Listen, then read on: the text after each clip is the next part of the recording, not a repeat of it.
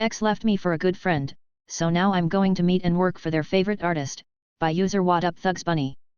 Last year my partner of many years who I was ready to propose to and marry, and one of our good friends started getting far more clothes than I was really comfortable with during a period I was working long and hard to provide for us. She started getting distant and they were cozying up. Eventually they tried to guilt me into accepting a polyamorous relationship which I wasn't cool with, and when I ultimately put my foot down on the idea she ended up choosing them over me. My ex tried to turn the entire friend group against me, which didn't work but did scar me mentally, and I found out a lot of other terrible things she had been doing like using my money for parties or spending it on her now current partner/ex-friend. She consistently trashed me on social media when I never talked bad about her even after all the hurt and pain I went through. I went through a massive depressive episode that I'm still struggling with today, losing my business, sanity, and even my human will to live. It was the darkest time of my life for this and some other reasons. But I kept reminding myself that I have to outlive my enemies. And a life well lived is the best revenge one can have. So I set the plan in motion. There is a very famous DJ my ex has a huge tattoo for and absolutely loves more than anything, besides Molly, probably, and her new partner is a massive fan as well. I believe they even traveled to go see said artist recently.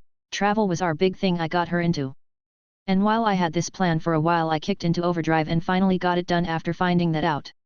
I worked many years as a videographer/photog in the touring music world. It was the dream that I eventually gave up to be at home more and focus on building our relationship more as I got older. During my career I worked with some decently known artists and built a few important connections. I opened up my old contacts lists and went down the rabbit hole until I was able to get in contact with the DJ's team and get set up to be paid handsomely for doing touring work, running fan meets up, managing their Instagram content, etc. My work and name will be promoted all over their socials for my ex and her partner to see, and you best believe I'll be taking plenty of selfies. And while my original motivation was pure spite, I am super excited to be following my dreams again and getting another opportunity to be a creative plus meet so many amazing new people on the road again. Tesco manager mistook me for an employee, by user 10gunningia85. I shared this in another page and a couple people recommended I shared my experience here too. About 14 years ago when Reliance Security provided security for Tesco stores, I also worked for Reliance but was based at the airport. One morning after a 12-hour night shift, I decided to go into a Tesco store I pass on the way home and get a sandwich. I had my work uniform on, but I was wearing a grey jacket on top, so people would know I'm not on duty. So, I go into the store and pick up a basket and headed to the sandwich counter and I'm browsing the selection and I hear someone say excuse me, but not expecting anyone to be talking to me I carry on looking for my desired sandwich. Then suddenly the basket is slapped out of my hand and there is this snarling man's face less than an inch from mine and he says, "I'm not paying you to shop, get to the front of the store right now." So I'm tired and very confused and can only muster the reply, "What?" He said, "I told you get to front doors. We've been open for customers for the last 30 minutes and you've not been at your position once and now I find you buying snacks." That's when the penny dropped and I simply replied, "I know the store's open to customers. I am one, I work for the same company who provides security, but I am not your guard." With those words ringing in his ears, all the color in his face drained away when he realized what he had just done to a customer. Suddenly he became completely apologetic and said if there was anything he could do for me, he would gladly help. I informed him I would like help carrying my basket around the store as I was tired from a long night shift and he replied he would get someone to help me immediately and I then told him, I did not want someone else to carry my basket, I wanted him to carry it. So, I originally only intended on buying a sandwich but to teach this guy a lesson I spent 30 minutes in the store and went in every aisle. Wife tries to help another woman having credit card issues, by user Supermaria Brother 64. So I just got off the phone with my wife. This story may not be revenge per se, but nevertheless it's about 3% revenge. Anyway, wife is at Costco doing the weekly shopping. She is standing in line and the lady is front of her is having issues with her cards not working. She is frantically calling her husband trying to get it fixed. Trying over and over to use it with no luck. She tells the cashier she will just put everything back. My wife, being the kind-hearted person she is, starts surveying the lady's items by looking at the cart. At that moment the lady chimes in, "What are you looking at, bitch?" So my wife, who is not very confrontational, immediately claps back and says, "Well, I was going to help you out and buy the stuff for you, but not after the way you just talked to me." Apparently this triggered the lady and she stormed off, leaving all the items on the belt and in the cart. Lesson here is maybe treat people with respect no matter the circumstances. You never know when you might need help. Carnival worker stopped me from winning $50, so I broke his cork gun, by Userb Funke. Around 15 years ago, I went to our county fair.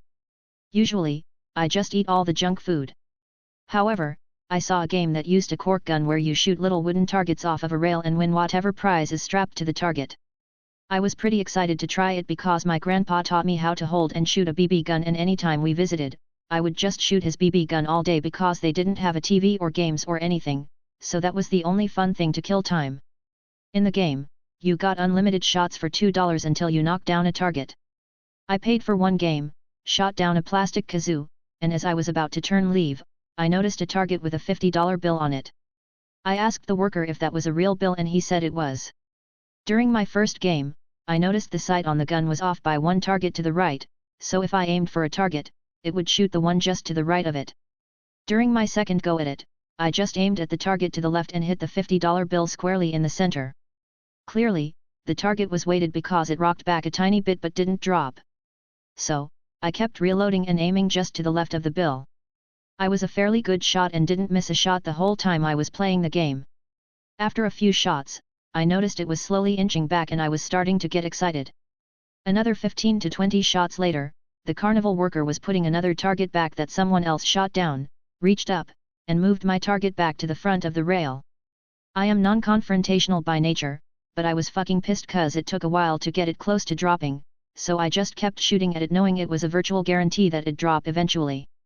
After another round of 15 to 20 shots, I hit it and it teetered back quite a bit, but it came back forward and didn't fall. As I was reloading, the worker speed walked over and again, moved it back to the front and smirked at me when he was walking back to the side. To say I was fucking pissed would be a gross understatement. I stood there for a very brief second staring at him, wondering if I should say something, keep shooting, shoot him, or just give up. Normally, I would just walk away from whatever is making me angry or upset, but I must have had some pent-up anger at the time because I grabbed the cork gun by the butt, swung it at the table, and broke the barrel off. I took what was left of the gun and threw it at the targets and knocked a bunch of them off the rail and just walked away. I could hear the guy yelling shit like get the fuck out of there, he's gonna call the cops, sue me, blah blah blah, but I just kept walking. I hope that gun was worth more than $50, dick fuck. Don't take food that doesn't belong to you, by user Hot Pink Mua. When I worked at a smallish private college in the financial aid office, food theft was a major issue.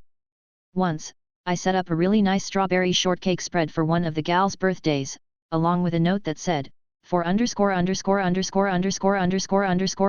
s birthday please don't touch, we will share after we celebrate. In the 10 minutes it took her to finish with her student and to gather the rest of the department in the break room, some asshole had hacked into it and tossed my note in the trash. Another time, during a super busy registration season, we ordered out for Chinese food. I put my leftover noodles and rice in the fridge, labeled with my name. The next day, the only thing left was the plain rice. Some jerk had taken the leftovers, that I had eaten out of, no less. Since it was such a busy time and that was my planned lunch, that meant no lunch for me, wonderful. I was pissed and decided to get even. Picked up an order of the same noodles, ate half. Spit in it, mixed in hair and dirt with tiny bits of gravel. Put in fridge with label that said, not yours, do not eat. I hope the jerk got valley fever and broke a tooth. I was very happy to see it gone the following evening.